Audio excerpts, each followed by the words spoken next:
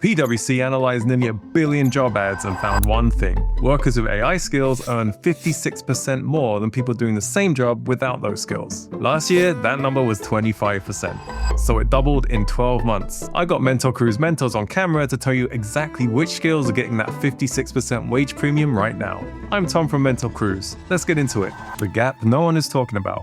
To start off, Umaima Taluka, ex-Microsoft engineer and AI mentor at MentorCruise, shared a simple, practical way to get more productive AI without changing your whole workflow overnight. So every Monday or Friday afternoon, you carve out 20 to 30 minutes, pick your favorite AI tool, and feed it all your goals for the quarter specifically, and your schedule, the calls, the tasks, what needs to move. And then ask it to stress test your priorities, because what tends to happen is you start the week with a plan, and then by Wednesday, Thursday, you've been pulled in all directions that feel urgent, but they're not really contributing to anything meaningful that you set your mind on. When you lay it out to AI, it can flag what you're missing. Sometimes it's maybe a conversation worth having sooner, or maybe a pattern of procrastination, doubt, and whatever that can be happening in the back end. But sometimes you're just realizing you're spending 3 hours on something that doesn't connect to any goal or priority that you care about. And you're not always able to see it unless you lay it out and you have like a thinking partner that would push back on those blind spots. That sounds small, but it creates a visible gap fast. Here's what that gap looks like inside the same role. So you've got two people who start the same job on the same day. Let's call them Elena and Arvin. Now, Elena's using AI in a few different areas across the daily workflow. She's a product manager, so she uses AI to pull out themes from user interview transcripts, draft up PRDs, and create regular stakeholder updates. Arvin, on the other hand, is mostly using it to compose his email replies. Now, when it comes to their probation review in 3 months' time, who do you think will be known for more effective discovery? Who's going to get picked to manage that cool part of the product? Who's more likely to get their probation extended? What's funny is Elena and Arvin both have access to the exact same tools. The gap is in how they use them. I asked our mentors what skills separates people who are actually pulling ahead. Build AI into how you work, not just what you produce. Arbaz Dosani, an engineering leadership mentor on MentorCruise, put this clearly. AI is becoming less about asking questions and more about operationalizing execution at scale. The best engineers and leaders I work with use AI across the full lifecycle, breaking down problems, writing clearer specs, accelerating implementation, improving QA and review cycles, and documenting decisions and iterating faster. Practically, this is about developing an AI-first reflex. What that means is, every time you start a project or a task, ask yourself, how would I do this if AI was part of my team? Take the last task you did, end to end, and think about where you used AI and where you didn't. If there are any areas where AI could have made that task faster or more effective, that's where the gap is. Simplest way to start is to pick one task you do every week and rebuild it with AI in the loop. That's what Elena's doing that Arvin isn't. Now let's talk about the one specific skill inside that mindset that pays the most. Remember when prompt engineering was all the hype a few years back? Today, most models are getting way better at figuring out what you mean, so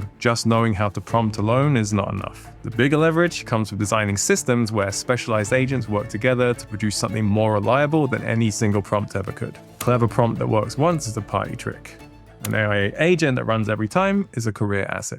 If you're not sure which of these skills fits your job first, a mentor who works with AI professionals every week can map that out with you in one session. Go to mentor.cruise/AI or scan the code on screen.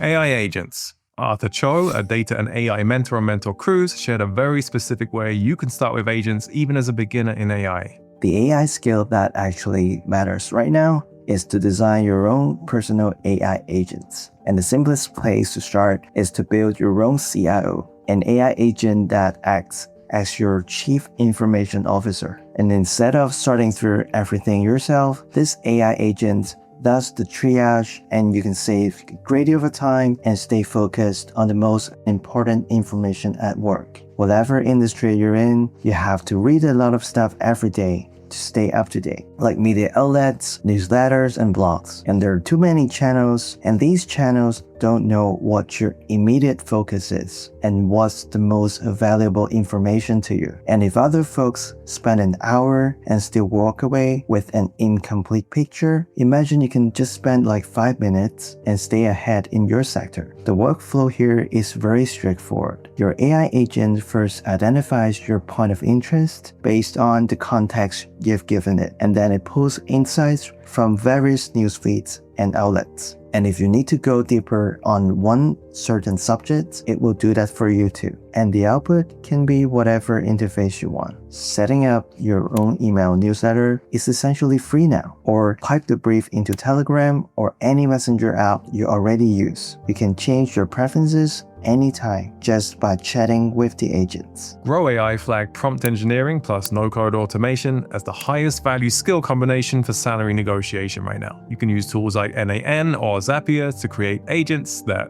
automate all of your processes. My take, find a boring process you do every day that has like 3 or more manual steps. That could be onboarding a new client, prepping for weekly one-on-one meetings, or pulling together your Monday morning report. Pick one of those and build an automated version of it. Soon enough, you'll be quietly more productive with an upfront investment of hours and days, not weeks. Workflows make you faster. The last skill gets you trusted. Human judgment on AI output. The truth about AI at work is, the person who gets promoted is not the one who generates the best AI output. It's the one who knows how to critically judge it, shape it, and stand behind it. According to an article from Syracuse University, technical ability by itself rarely leads to top compensation. The people organizations actually value are the ones who can explain outcomes, assess impact, and guide strategy. It takes seconds to generate a credible-looking document or report with AI. But if you never actually read it or even critically assess what it's saying, the second someone asks you a question about it, you'll be like, well, thing about that is. So you save time, but you lost trust. And trust is what gets you that promotion. Umay Metaluka had a sharp take on what separates professionals who fail their companies from those who don't. The landscape is moving so fast, and while you're getting comfortable with the theory, someone who just started using it 3 months ago is already operating at a completely different level. And not because they're smarter, they just started and they started testing. The second thing is, a lot of people think they're keeping up with AI when they're just watching. You're subscribed to the newsletters, you're following all the right accounts, you're saving all the posts, the carousel, and the perfect prompts that would replace a consultant and all that. It feels like progress. Knowing AI and knowing how to use AI are completely different things. And one does not get closer to the other. So what I tell people is literally close all your tabs. Open your AI tool, pick one task that you do every day. And it does not have to be a test task. I want you to pick someone in your job that you have to do. Do it with AI. See what the output looks like. Some of it will be useful and some of it won't. Some of it will be like, oh my God, what is this? That's where you realize your thinking and your judgment still matters.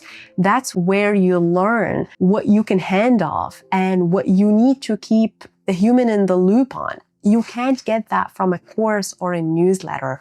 You get it from doing the work with AI next to you and paying attention to where it helps and where it doesn't. Let's bring this back to the one number that started this video. 56% wage premium. That's the gap between professionals with AI skills and the same professionals without them. You don't have to close it all at once. Build AI into one workflow this week. Check every output before it leaves your hands and keep updating as the tools change. That's what 99% of people aren't doing. If you want to build a clear path with a mentor who's already there, go to mentor.cruises/AI. And if you want to know which tech skills will still match in 2030 when AI takes everything else, that video is next.